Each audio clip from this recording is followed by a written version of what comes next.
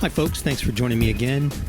In the last lecture, I discussed multi-homed or multi-IP server using ipaddress.ini to make your server listen in on multiple IP addresses assigned to your server. Okay, the next topic to discuss is how to send objects back and forth between the client and server using the TCPListener and the TCPClient classes. Also, too, you need to read on how to serialize objects. You'll get a review of serialization in this particular lecture as well. So the protocol is going to be a little bit more complicated between the server and the client in this example. So to get started, this lecture comes from Chapter 19 from my book, C# for Artists, second edition. And we're going to jump ahead to page 568, somewhere thereabouts. Maybe a little bit farther. Okay, so 569. All right, the section is sending objects between client and server. Okay, so in the previous multi-homed server example, we're sending a string object, right? We're sending an object, which is a string, back and forth between client and server. And the string is already serializable, okay? And that's provided. The string class is obviously a data type provided by the .NET framework, okay? But in this particular example, we're going to be using a user-defined type,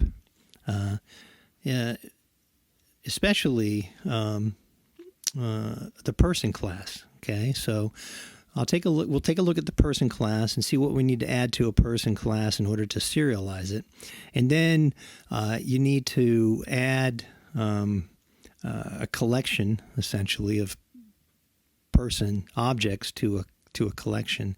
And if I'm not mistaken, we'll be sending the entire collection of person objects back and forth. Okay.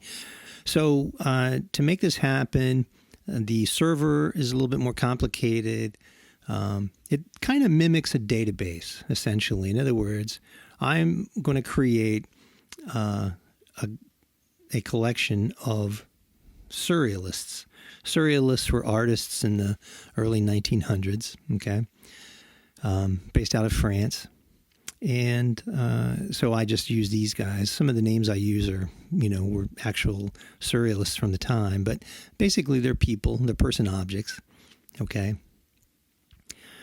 And I have this class. In fact, let me just go ahead and pull up the code for that. So there's Notepad++. Let me actually minimize that real fast. And I'm going to pull up Chapter 19 source code example. And it's the last one, Serialized Client Server. We'll go to the server first. And you'll notice I got three classes. I have a Serialized Echo Server, a Serialized DB, or for database, and a person class, okay? So let me pull up Notepad++, grab all these server components, put them over here in the Notepad++, and we'll go through these. We'll start with person.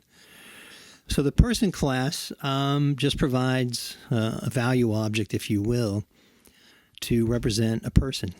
Okay, so we have using system is all we have as far as using declarations go. And then on line 12, we got the serializable attribute. So this person, an object of type person, can be serialized which means that it can be converted from an object in memory to a form that they can then be sent across the network or preserved and written to disk. So just to go through the code, have a few fields. Private fields: first name, middle name, last name, gender, and birthday. Okay. And first name, middle name, last name are strings. Gender is sex, which is the numeration up here. And you're either male or female. And private date time, birthday. So underscore birthday is a date time. Okay. And all these are your fundamental data types. So then we have a person constructor, okay, which is default constructor, which then sets everything to a default state. And I have another constructor, okay, where I can pass in the values with a parameter. And then I have properties: first name property, middle name property, last name property, gender. And then I have a calculated value, age, which is on line 69. That's a property. That's a read-only property. And I have two more calculated properties.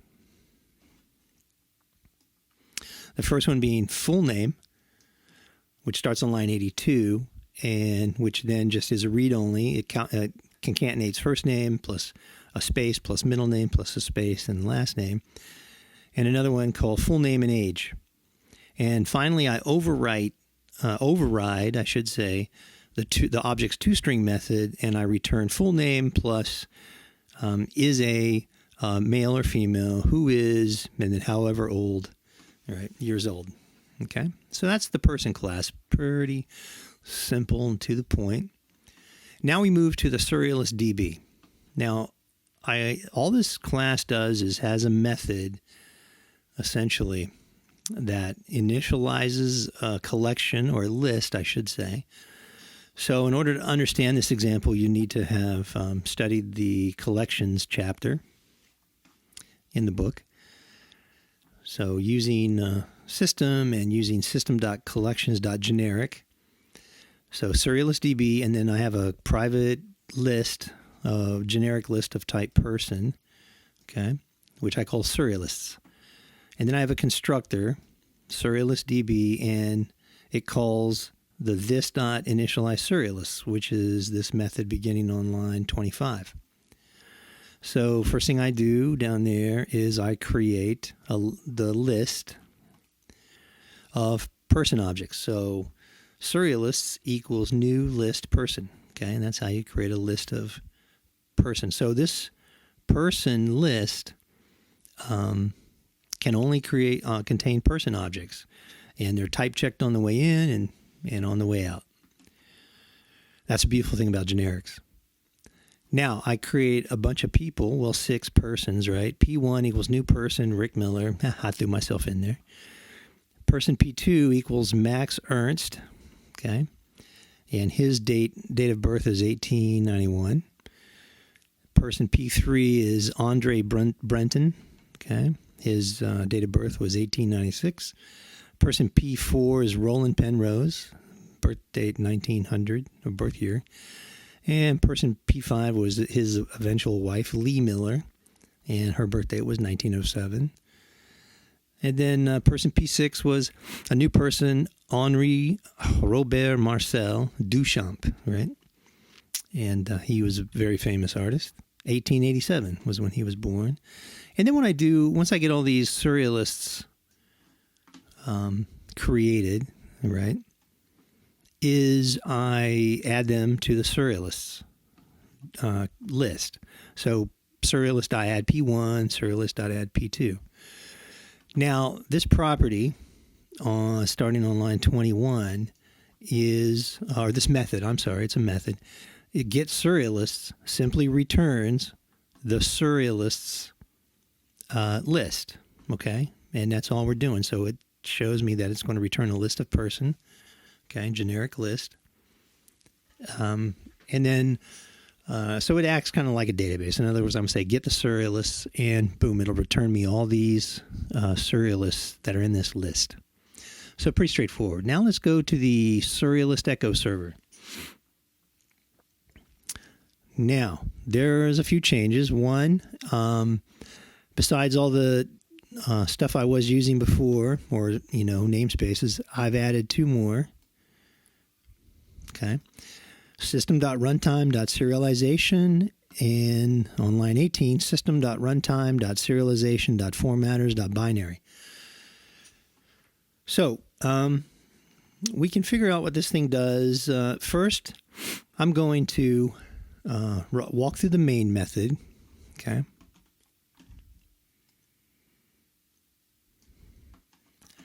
So, line 84, public static void main, TCPListener equals null. And then I go into the try block and I call my show server network config method, which gives me all the code, text in yellow that gives me my network config. I didn't change any of that. I'm still multi-homed because I'm using the IP address.ini when I create my listener. I start my listener and I say Serialist Echo Server started. Then I go into a while loop, which just keeps on going.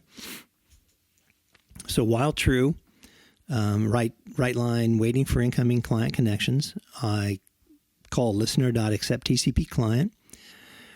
And then as soon as I get an incoming connection, accepted new client connection, and then I create a new thread. Thread T equals new thread, process client request, and then T.start client. None of this changed from the last example.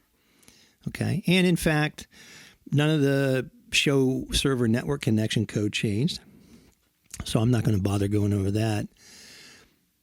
I did add a method called Serialized Surrealists, but I'm not going to talk about that until I go through the process client request.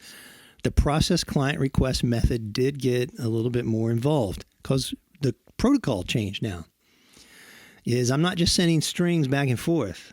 I am sending a string I should say, from the client to the server as far as a command goes, right? So I need to tell the server, send me, send me the list of serialists, right? And then in response to that command, I'm going to send back a serialized list of the list of serialists, all right? So let's see what's going on here, and then we will run the code and give you a demo. So when I call thread.start, I pass in an argument to the client, which I cast, right? And then I assign that to my client object. I create my stream reader and stream writer. That code hasn't changed. And I declare a new string and initialize it to empty. And then this code, I go into a big while loop. While not string reader read line equals exit or s equals null. Now I got a switch statement here. See that? Ba-ding. Okay. So now I switch whatever s is. If the string equals get serialists, then I'm going to echo back to the client, get serialists. Okay. And then I'm going to call the serialize Surrealist method, and I'm going to get client.getStream, because if I'm going to serialize an object and send it over the network, I need to send it someplace, and that's the stream. I'm writing this serialized object to a stream. And then I have to say client.getStream.flush. So that the steps didn't really change. If I was writing a string, I would say writer.writeLine, and then I'd say writer.flush. But in this case, I'm just doing a little bit more stuff in this Serialized Surrealists method. So let's go take a look at that real fast. And that method is not very long. It starts on line 62. So the private static void serialize Surrealists, and it takes an argument, a network stream. So what I do is I create me a database, Serialist DB. I create me a binary formatter. So binary formatter BF equals new binary formatter. And now with the binary formatter, I go bf.serialize and I give it the stream that I'm writing to, okay, which is the same stream as the parameter. And then I say db.getSerialist. So what I'm serializing actually is not each individual serialist, but the list. So a list or any collection is already serializable. But for this list to actually successfully be serialized, every object that the list contains must also be serializable. So the person class is serializable. So that's really all a serialist is a person. And the person is serializable because we put that serializable attribute on top of our person class declaration. And that's it. Now, in the interest of writing a little bit more bulletproof code, I should have probably put at least this piece right here, line 65, inside of a try-catch block, because you're writing, you're trying to serialize an object to a network. What happens if you lose network connectivity? A lot of things can go wrong. However, all's not lost, because we do have this entire piece of code wrapped in this try-catch block up here. So if something does happen right there and throws an exception, the exception would be caught down here. Okay. So, that's pretty much a design decision. Do you want to, what granularity do you want to recover? And I think when I wrote this example, I was comfortable with leaving it at this level. So once again, I get a command. The command's going to be get serialists. Okay. When the string equals that, I'm going to serialize the client list, and I'm going to serialize the list of serialists and send that back over the wire using the client.getStream. Okay. Now what happens if I just send any old thing, right? It's just going to do an echo server. So in other words, as long as my string equals something, but it doesn't equal get serialist, then everything behaves as if it was a regular old echo server, multi-threaded echo server. Okay. Well, in other words, I'm just going to write the string to the console, and I'm going to write it back to the client, and I'm going to flush the writer. And that's it. So, not too big of a change. But the protocol now is I have to change my client. Okay, so let's take a look at the client. So let me close these three classes here and go look at the client code. Okay, now over here in the client code, I have runtime serialization and using system.runtime serialization formatters.binary. Now on my server, I serialize a list of person objects. I'm sending that to the client. When my client sends the message get serialist to the server, the protocol is you're going to get something back. You're going to get a serialized object back as a request of that command. Okay, so what do I have here? I've got a static method called deserialize surrealists. Makes sense, right? I need to deserialize the list that I'm expecting to come back from the server. And then I've got another method to make my life a little bit easier called write serialist data to the console. Okay. And that just, prevents me from having to write a for loop. I can just call a method and pass in the list of serialists.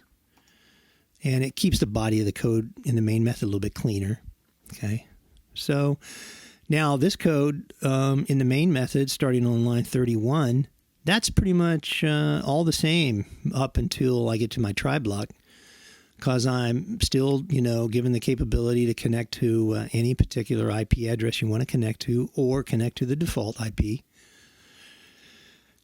And then in the try block, that pretty much stays the same until I get to the while loop, right? So I go while string not equals exit, console.writeLine enter, and then I give some instructions. Enter get serialists, right? And these escape characters are necessary because I'm using quotes within a quote. So I'm escaping the quote. So it'll say enter and then quote get serialist to retrieve list from the server. Okay. And then S equals readline. Now, switch S. So I have a switch statement here. Okay. And I've got case exit, case get serialists, case default. So again, if it's get serialists, then I'm going to send, using the writer, the command, right, which is get serialists, right? That's going to go to the server. Server's going to say, oh, they want the serialist list. So it serializes that list of serialists and sends that back across the wire. Okay. Once I get that, then what I do is on line 58, I've actually combined two method calls. Actually, three. So deserialize surrealists, passing in client.getStream, right? Because this is my protocol. If I say get serialists, the server's going to send that serialized list. So the next thing I do is I better be, expecting a list of serialists to come over, right? Or if not, then something's gone drastically wrong. I got to get the client stream and deserialize a serialist. So let's walk through that method. Here I've got my deserialize up here on line 20. It takes a network stream. And then I'd create me a binary formatter, BF equals new binary formatter. And then I say return bf.deserialize stream. So the stream is just going to deserialize, and it's going to return an object. Okay? But I know, because I'm the programmer of the server and the client, I know that I'm expecting a list of persons. So my type is going to be cast from object. I'm casting to a list of persons, generic. And that's what my method return says, okay? I could have put, object, right? I could have had returns an object and just return bf.serialize, whatever the stream gave me. But this makes it a little bit more clear, and, I use this method knowing that it's going to return a list of persons. So I'm just doing the heavy lifting right here inside this method. So back to the main method, I deserialize that object that comes across, and now I call my other method, write Serialized DataToConsole, which is this method right here on line 25. And it expects a list of persons, which I'm calling serialists. And then it goes for each person P in serialist, console.writeLine P. The reason I can just say console.writeLine P is because I override the toString method for object. And so behind the scenes, WriteLine can take an object like person and call that toString method automatically. And it'll just print out, the toString, whatever that toString method provides. Now, if the S that I send equals exit, then I'm going to send it over the writer, flush the writer, and then break, and then my program will exit. Okie dokie. Default. Okay, writer. Right. So in other words, if I just hit any old string besides exit and get serialist, then it acts as an ordinary echo server. And that's pretty much it. So, yeah, there was a few changes, but nothing earth-shattering. We just had to change protocol a little bit. Change the protocol so when I send that command get serialists, then what I get back is a list of serialists, okay? So let's see this code run. So let me minimize this window and open up. Let me go ahead and compile the client code. So cd, change directory to the client, and csc star.cs. I need to add the person. Okay, so that's what I'm missing. So on this client side, since I'm expecting a list of people, right, I have to have person class. So I need to go over to my server, and I need to copy, right, this class.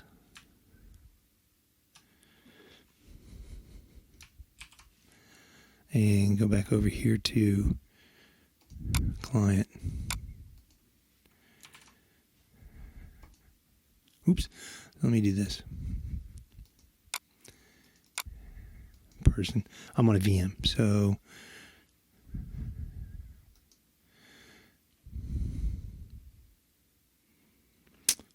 got to do control.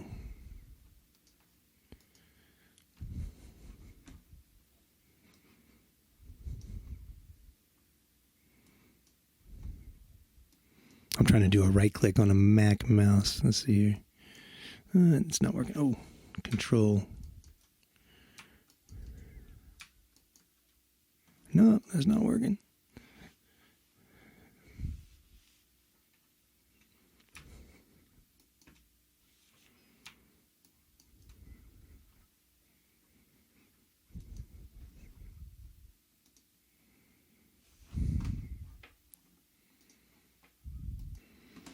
Okay, I know it can be done, so let me just make sure. I'll say right click. Okay, there we go. So copy. Go back to the client and try that one more time. It's a very tricky maneuver. There we go. Paste. Okay, now I can compile. So let me try that one more time. Okay, so I've compiled my Echo client, and let me go back to the server, and let me compile this code. So cd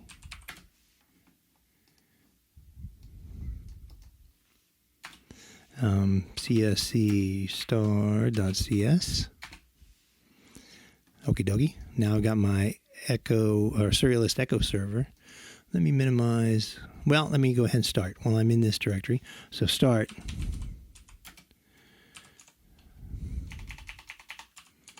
Okay. So crank that up. Okay, now I get my usual looking window with my network, server network config information being shown. Let me go back to the client and change directory to the client. Okay, now we're ready to run this. So start. Oh, let me actually change directory. There we go. So the name of the class is Echo Client.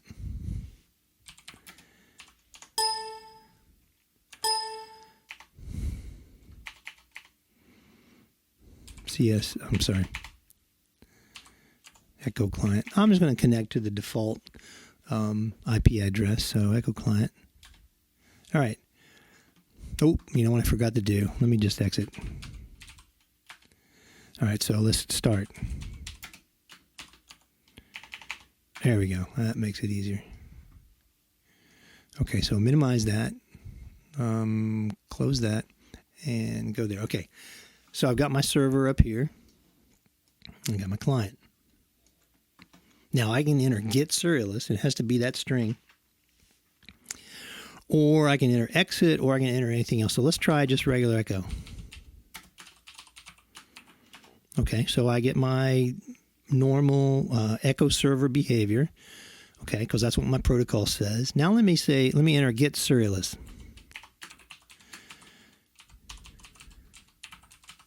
So get serialist. Now when I hit return, I'm going to, a lot happens. I'm going to send the command, send the string get serialist to the server. It's going to interpret it and say, oh, I need to serialize that list of serialists and send it back, or the list of people and send it back. And then as soon as I hit return over here, I'm going to expect that serialized object to come from the server. So I need to deserialize it and print the results. So let's see what happens. Okay. So I get a problem. Now let me go through and see if I can't figure out what happened. All right. There's nothing like live TV. All right. Okay. So one of the problems here is, let's go back here. One of the problems is whenever I type get serialist. Okay. The problem occurs and the window closes because I use the start. Okay. I use start Echo Client up here in this console. So when I hit return, the problem happens and that window closes and I can't see. So let's just run it from Echo Client. I mean, from the server itself. Let's don't use start. Let's just say Echo Client. And then we're going to say get serialist. Okay, now take a quick read here. It says system.runtime serialization exception, unable to find assembly serialist echo server. So what this is doing is I'm getting the serialization, but since this was the error from the client, when I'm deserializing that, what I really needed to do is instead of compiling the person class with the server, I needed to create a DLL. Now, this is an example of when you want to have a separate DLL, okay, to deploy on two different locations, okay? Because when I compile person along with the Echo server or the Serialist Echo server, it's no longer it's in a different app domain. okay, essentially. And it's not just a person. It's kind of wrapped inside of that other class or that other assembly. So what I want to do is I want to bust out the person so that I can deploy the same exact person object on either side. So I got to go back. So let me close this window and pull up my source code again. Okay. So let me go back to my source code. And I'll show you the changes. So what I need to do is go to the Serialized client server, go to the server, and here I've got this Serialized exe. I could get rid of that, okay, because it's not working. Okay, now what I want to do is I want to go back to the server directory. I'm glad this problem came up because it is actually helpful to understand why this problem occurred. So the first thing I do is I need to create me a library with the person object. And I need to go CSC /T library, or just /T:\L person.cs. And if I hit CS, when I hit return here, it'll create me a person DLL. So there we go. There's our person DLL. Now that class I need to copy. Okay. Here we go. Got the old tricky. All right, good. Copy. And I need to deploy this. Go ahead to my client side. So I need to do this. Paste. Now, I need to get rid of this echo client executable. Okay.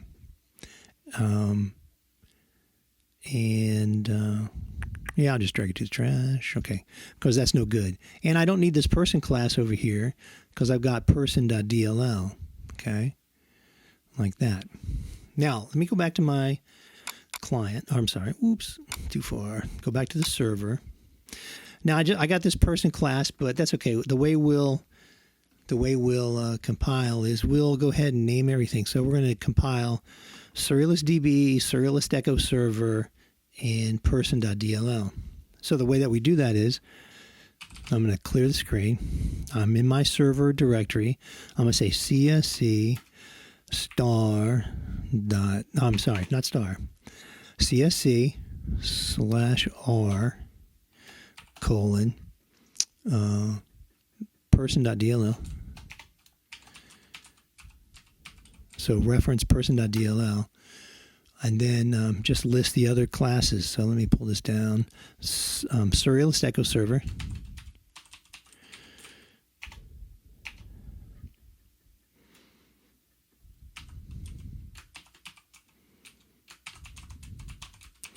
And serializeddb.cs.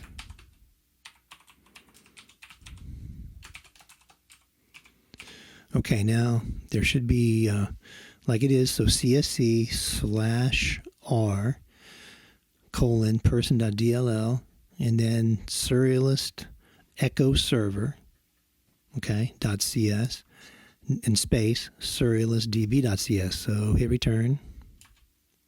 All right, and we should get our Serialized Echo Server. So that's fine. Now let's go back to our client. Okay. Now let's do the same for the client. So CD. So we will go CSC /R means reference person DLL, and then echo client .cs. Hit return. And everything should be compiled. Yes, okay, now we're cooking with gas. So let's try a different way of executing these since we can totally do that. Let's go ahead and double-click Serialized Echo, okay? And here we go. There's our client. Now let's go to the client, and double-click this one. And there we go. Okay, so I can get rid of this window here. And I can minimize that. So I got my client, and I've got my server. And I've got the client has connected to the server. So now let me just send get. We'll get right to the point. Now get Serialized. And it works. And the reason why it works is because I'm using the same person on both sides of the fence. Whereas when I compiled everything together, the person was part of the Echo server, right? And when it serialized that, the Echo client says, "Hey, you didn't give me an Echo server person. I only see a Echo client person because it's part of that app domain." Okay. So that's the importance. And when you're sending objects across the network, custom objects, right? Then the object that you're sending, right, should be a DLL that's deployed somewhere locally. Like, right? I mean, we send strings all the time, right? The reason you don't get an error with a string is because it's part of the library, which is the .NET framework. So all your apps are referencing the same type of string. Well, you could totally, have the person.dll located centrally as part of a library, right? In this case, we just have a DLL. If we would have put them in one directory, then each of these apps, when we compiled it, would have been referencing that directory. But right now, we've got the DLL deployed in each server directory and the client directory. But they're the same DLL, right? One's a copy of the other. So we're good to go. Now everything works. So now I can do that again. I can say get Serialists all day long, right, till the cows come home, and it'll print it out. Or I can just send a string like that. Or I can say exit. See what happens. So my client goes away. The server detected the network connection, was lost. And now I can open up another connection if I want. So let's go back to the client. Should have kept my window open. And go ahead and double click it. And shut that down. And I've connected again. So if I type get Serialists, hit return, boom, I get the Serialist. So that's an example of sending an object across a network. So just to recap, the important point is you want to make sure that the object that you're going to serialize, in this case, list is already in a library, so you don't have to worry about that. The user-defined data type, in this case, is person. You want to make sure that you create a DLL with that object and deploy it to both folders, your server folder and your client folder. And then when you compile your server app, you use the DLL, the same DLL that your client app is compiled with. Therefore, each one knows what type the person is, right? Because otherwise, it's not technically the same type if it's embedded in the app code for the server or the client. Okay, so that's like a little gotcha. If you had a problem, reading the book and you forgot that section and you couldn't get it to work, then that's why. Okay. Anyway, if you have questions, you know how to email me. If you haven't formally listened to the thread lecture or you don't know thread programming, you want to go listen to that video and read that chapter, which is chapter 16. Serialization, I believe, is covered in the chapter 17 IO. Might be another chapter. I have to check on that. So read up on serialization. And in the network chapter 19, I didn't talk about remoting. I'll let you read up on that yourself. Because that's not part of the projects. You could make your project out of the remoting.